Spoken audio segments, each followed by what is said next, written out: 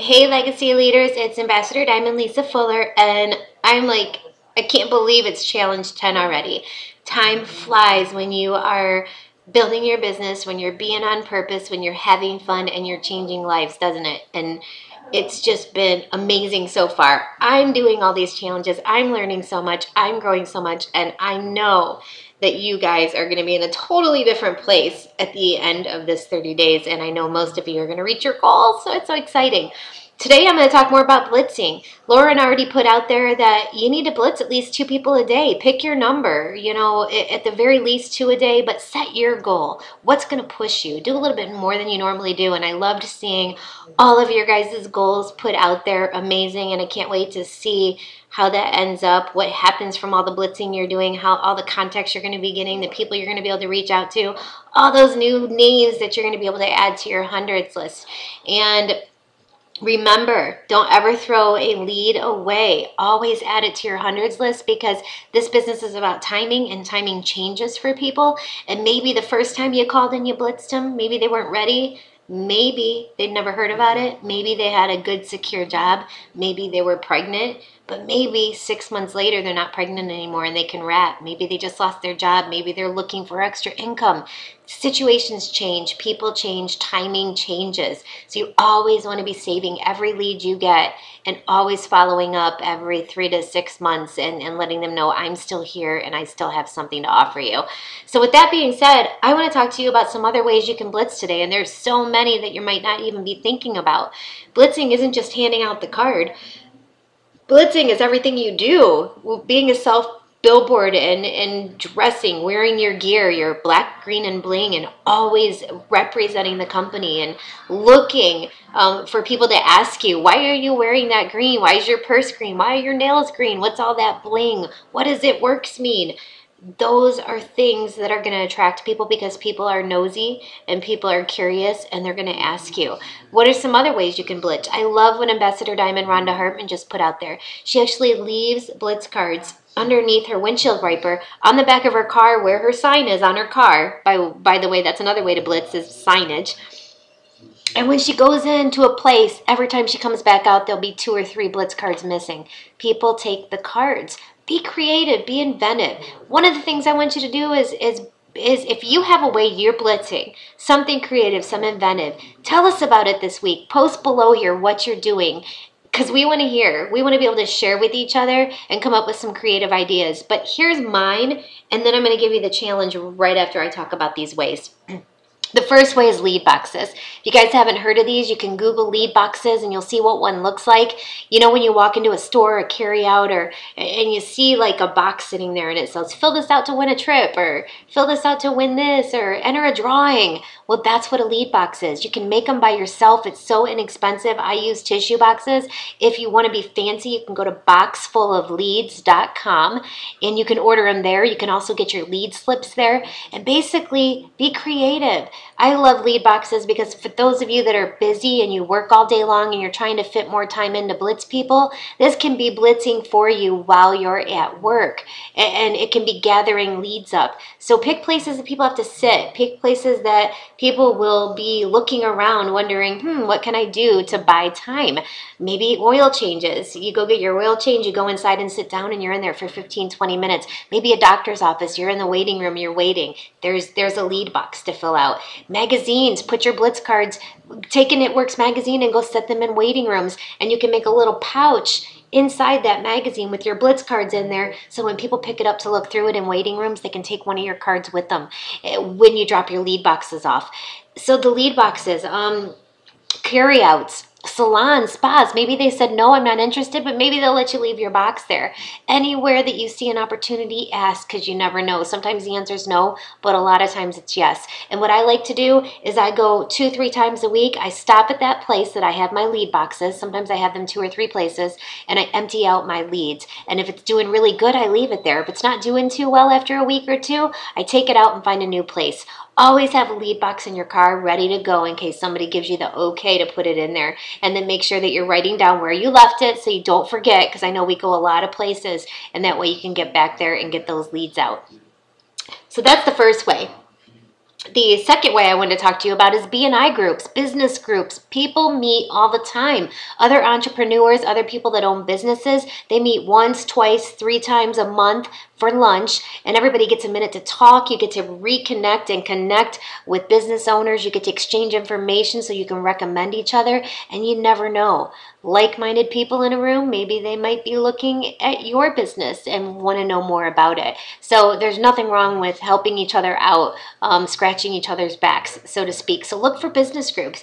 The other thing is local chamber of commerces. If you haven't done this yet, this is huge, guys. One of the first things I did when I moved to Phoenix was I got with my Double Diamond Angela jacket. Her and her family moved down here with us, and we got online and we looked for the numbers to all the local chambers of commerces. Every city, even little small ones, have a chamber of commerce, and a lot of times it's free to join. Many times it's only a little bit of cash and it's all a tax write-off, and the benefits of joining a chamber are huge. Any events or expos the chamber has, you'll get first dibs, plus you will get discounts. You will also get featured in their directory. You can go to different meetings that they have. They even have B&I groups that meet. You can really become connected in your community. You can even have a ribbon cutting ceremony. So it's really cool, and it's a great way to get out there and meet new people, because remember, this business is all about meeting people. It's a numbers game, and getting in a local chamber will get you around a lot of people and involved in a lot of things. So if you haven't done that yet, that is something that needs to be on your list. And then the other thing is expos and events. Expos and events. Google it. Google your city, your state, anything within 5 hours of you. What events, what expos are coming up in your area? There's health and wellness events. There are craft shows. There are wedding shows. There are local businesses that get together and do tables that you can set up. You can call your local gyms, walk in, blitz them, and ask them, do you have anything where I could set up a table up here on a busy day, 2 hours a week, or on the weekends? What about the local salons and spas? Go through your hundreds list. Who on that hundreds list do you know that owns a business that might let you put a table in for a couple hours a week? Don't think that you have to spend a lot of money if you're just getting started to do tables and expos. Some of the best ones I've done were free or are very minimal cost. And remember, if you have more than 1 or 2 or 3 team members, you can get in on the ones that are more expensive and split the cost. And again, it's a tax write-off. So be creative, look for those. And remember, holidays are coming up. You're going to be able to find expos and places to put tables up at schools for Secret Santas, and you're going to be able to find things for fall festivals, and you're going to be able to find tables to put up in craft shows. There's so many things. So be creative, look, search through your hundreds list, and get online and look. Expos and events are amazing because people are walking up to you, they're asking questions, and you can get tons of names and numbers and start developing relationships with people and add more names to your hundreds list that you can continue to follow up with. And then last but not least, the last way I want to talk to you guys about today, it's called meetup.com. It is my most favorite thing, and if you haven't heard of this, you can thank me later because it's amazing. Meetup.com, meetup.com, and basically every city, every state, most countries have Meetup, and all you do is go there, start your account, it's free, put in your area, and look for things that interest you. One of my favorite parts about this business is we're supposed to have time to do things that we enjoy. What better way than to go to meetup.com, and maybe you've always wanted to join a dance class. Maybe you love bowling. Maybe you like playing cards. Maybe you have lots of kids and you want to meet other moms.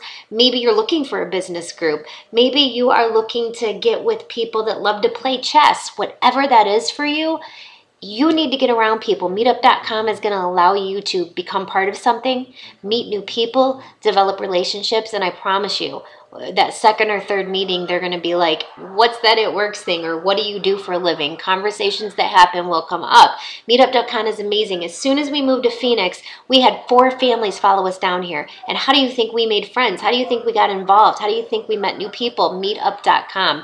One of the girls that followed me down, she loves hiking. She got on Meetup.com and she put in hiking groups and she started meeting people a couple days a week that hiked. They hiked at different spots. They started talking while they were hiking. The next thing you know, she's wrapping some of them. One of the girls that moved down with me, she has 2 young children. She got into some mommy and me groups. They met at the park one day. Another day they would go out to lunch together. Another day they would meet at Chuck E. Cheese. And guess what? Conversations happen. What are you doing? What's that t-shirt all about? Can I give you a coupon?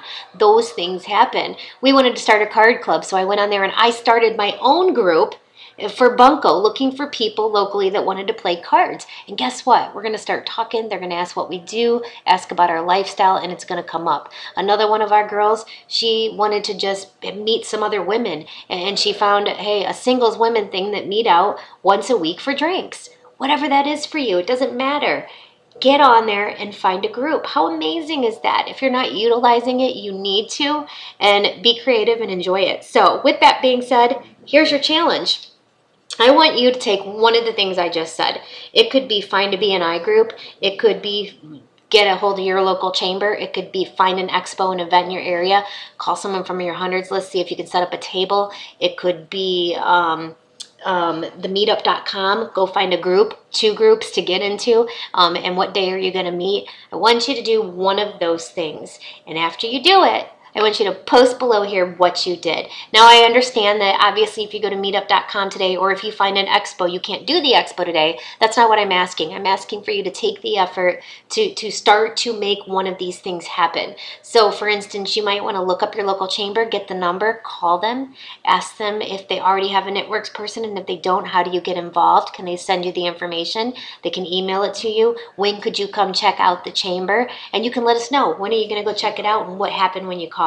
Maybe you go to Meetup. You can tell us what group you picked and what day you're supposed to meet. Maybe you found an expo, an event, or you called one of your friends and they said, sure, come to my shop and set up a table. Or maybe you found or maybe you made a lead box. Maybe you're already starting to make your lead box. You can take a picture of you making that lead box. Or maybe you already ordered it and you're already thinking about the places that you're going to be able to put that lead box. And again, utilize your hundreds list. Who did you have colored on that hundreds list that would do you a favor, that might have a party for you? Those same people would probably be willing to let you put your lead box in their establishment or set up a table if they own a business. So with that being said, that's your challenge. I can't wait to see what you guys pick. I can't also wait to see the posts below here about the different ways you're blitzing and the creative ways that you're getting that card out there and getting yourself out there and getting your business out there, because there's nothing like sharing and taking all our like minds and borrowing each other's ideas, because that's how we're going to get ahead in this business, is working together. So with that being said, good luck, guys. I can't wait to see what you pick.